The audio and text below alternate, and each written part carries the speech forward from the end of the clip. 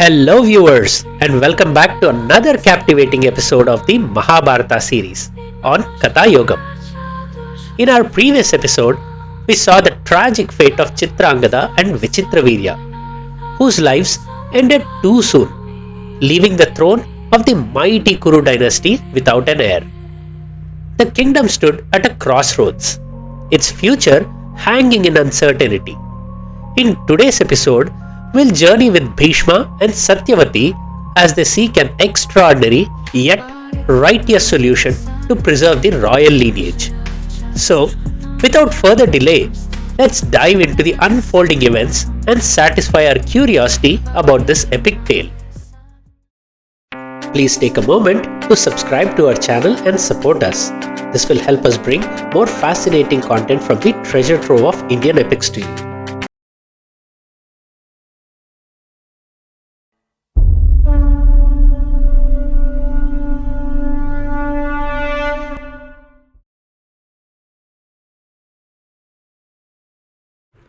Vaishampayana continues narrating the story, which unfolds with Satyavati grieving for her daughters-in-law, Ambika and Ambalika, who are left without children after Vichitravirya's untimely death. Despite Satyavati's pleas, Bheeshma, true to his vow, refuses to break his promise of celibacy to continue the Kuru dynasty. Yet, Satyavati, desperate to find a way, turns to him for counsel. Bheeshma, with wisdom and compassion, shares ancient stories. He tells Satyavati of the great sage Parshurama, who, enraged by his father's murder, ended 21 generations of Kshatriya rulers. In times of such need, enlightened sages, free from earthly desires, had been called upon to help the royal families beget heirs, to revive the royal bloodline. Bheeshma further recounts a tale from the past. Once, King Bali was unable to have children and desperate to continue his line, he turned to the sage Dirghatamas. With his blessing, Bali's wife, Queen Sudeshna, bore him 5 sons, who carried forth his lineage with honor. Drawing from these examples, Bheeshma suggests to Satyavati the practice of Niyog, a tradition where a sage, pure in mind and spirit, may unite with a queen for the sole purpose of reviving the royal bloodline. But Satyavati is deeply troubled by this idea. Asking Ambika and Ambalika to undertake such a tradition, especially in their time of grief, is a painful choice. Still, Bheeshma encourages her to consult wise Brahmins to confirm if such a path would be acceptable in this time of great crisis. Encouraged by Bheeshma's guidance, Satyavati calls upon her son Vyasa, born from her union with the sage Parasara. Vyasa arrives promptly, respectfully agreeing to his mother's request. However, he gently warns her that his appearance, dark-skinned with thick matted hair and the rugged look of a sage, might be intimidating to the queens. He suggests that Ambika and Ambalika prepare their minds and body with a year of penance to calm their spirits. Satyavati, knowing the urgency, pleads with Vyasa to proceed without delay, fearing that the kingdom might fall into a turmoil without a king to guide and protect it. Moved by her concern, Vyasa agrees.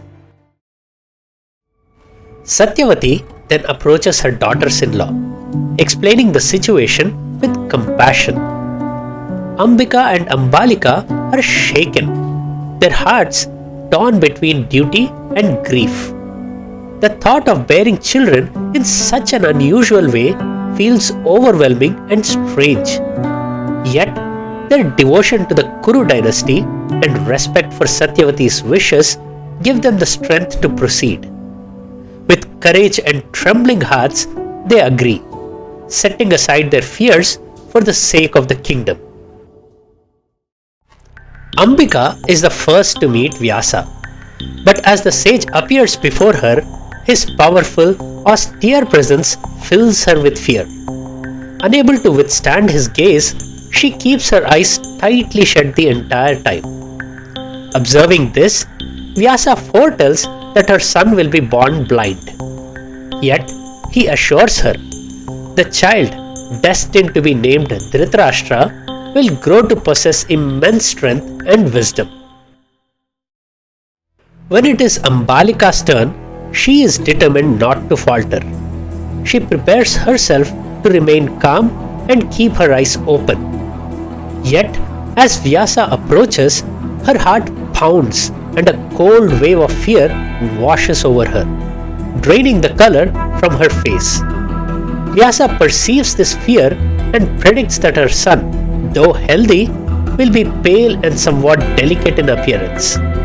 This child, Pandu, will grow up to be a wise and skillful prince, known for his fair complexion. Satyavati is saddened by Ambika's experience.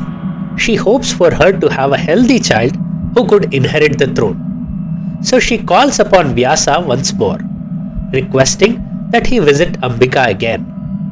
Ambika, however, is hesitant and fearful.